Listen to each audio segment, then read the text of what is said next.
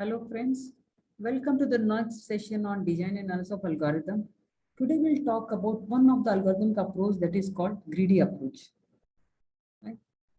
So let us look at it. So greedy algorithms build a solution part by part, choosing the next part in such a way that it gives an immediate benefit, right? So it goes step by step. At each step, it takes a solution. Now, when it is selecting a solution, it will check the local advantage of that particular solution. So this approach never reconsiders the choices taken previously. So once if you already made a solution, and as you go ahead or based on this solution, you never go back and consider the solution which you already considered.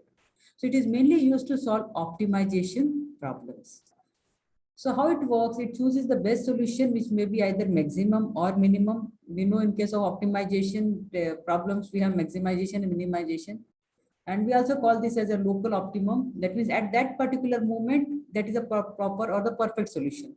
At each step of process, assuming that it will end up with the best solution known as global optimum for the whole problem in the end.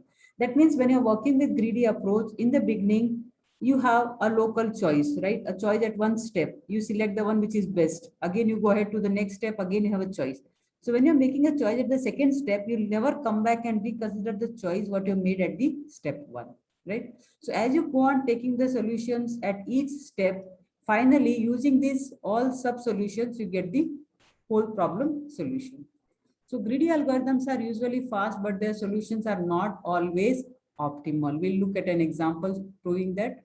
It is a simple approach which tries to find the best solution at every step, right? Thus, it aims to find the local optimum solution at every step so as to find the global optimal solution for the entire problem. So the solution what you get at the current step is a local solution, and using this local solution at each step, you come up with the global solution. Fine? Now, so let us understand the greedy approach. Now, consider there is an objective function that has to be optimized. As right, it may be maximizing or minimizing. So this approach makes greedy choice at each step and make sure that the objective function is optimized. The greedy algorithm has only one chance to compute the optimal solution and thus cannot go back and look at the other alternative solutions. However, in many problems, this study fails to produce a global optimal solution. So let us take this example, right? This is a binary tree. Now, what is our objective function? Our objective function is to find the path with minimum sum. So we need to minimize the objective function. So there are how many paths? There are 4 paths, 50, 35, 50, 30, 20, right? 50, 18, 90, 50, 18, and 100. So there are 4 paths. Now, what is our problem statement? The objective function is to find the path which will have minimum sum. Like when you're moving around, the sum of the nodes should be minimum. The value stored in the node should be minimum once you reach the path, right? So using the greedy approach, what we do, we start from here. This is our starting step, right? And here you have 2 paths now. You have one path with the node having data as 30, value as 30, another node having another path having 18. Now, this is my local solution which I am supposed to search for, right? So here what I do, what I want to minimize, right? So I'll select the node with minimum value. So here what I'll do, I'll select 18. So this is local solution at this particular moment. Now I select 18 here, right? Now once I select 18, again I go to the next step. Now the next step is from 18 where I can go to 90 as well as 100. Now again, what is my objective function? Objective function is minimization. So I select the number which is 9 less, that is 90, right? So now using greedy approach, what path we get? We get 50, 18, and 90, right? This is the optimal solution what I get if I apply a greedy approach here. So this is overall solution, right? Now what was the local solution? 18, and local solution was 90. And what is overall solution? 50, 18, and 90. That is global optimal solution. But if you look at the tree carefully, this is not the optimal path with the minimum. Why? What is the optimal path? Optimal path is 50, right? 30 and 5. This is the optimal path, right? But and then you're applying a greedy approach, it will take the decision here itself. It will look at that constraint here itself and then decides, okay, this is optimum. It will never go back and check, okay, this path again is better. So there's no backtracking as such in case of greedy approach. So here, if you look at the optimal solution is what? 85. The total is 50 plus 30 plus 5, that is 85. But when you apply the greedy approach, now what you have? 50 plus 18 plus 90. Right? You have 50 plus 80 plus 90. So that is a more larger number as compared to this one. Right? Okay. Now, what are the properties of greedy approach? So greedy algorithms can be applied to the problems following two basic conditions. So if you want to apply a greedy approach, the algorithm should have these two basic conditions. The first one is what? Greedy choice property. A global optimum can be reached by selecting the local optimus, right? A global optimum can be reached by selecting the local optimum. So what we did at step 1, we selected local optimum, and the second step also we selected local optimum, and using this local optimum, we could come up with a global optimum. So optimal substructure property, second one. A problem follows optimal substructure property if the optimal solution for the problem can be formed on the basis of the optimal solution to its subproblem. So using the subproblem's optimal solution, you get the global optimal solution. Fine. Okay. Now, what is an optimization? Because we say greedy algorithms are mainly used for optimization problems. So optimization problems has two types of solutions. One is feasible solution, and then you have optimal solution.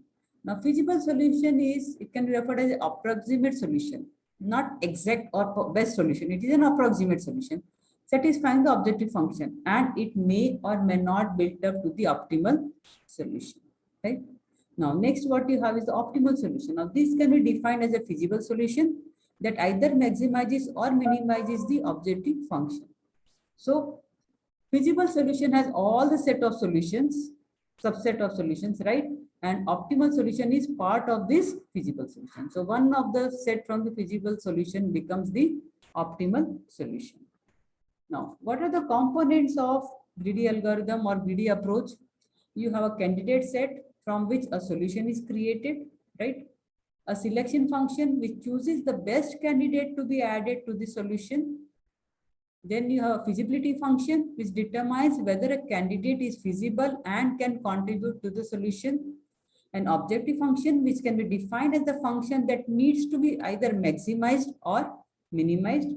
A solution function which indicates when we have discovered a complete solution. So if you look at the example what we have taken, a minimum path of a binary tree, right? So here the candidate set is what? You had two nodes from which you have to select, and for the selection you had a selection function, and then you had a feasibility function which determines which is feasible, and that feasibility depends on the objective. Objective is what? Minimization. So out of 30 and 18 you selected 18, right?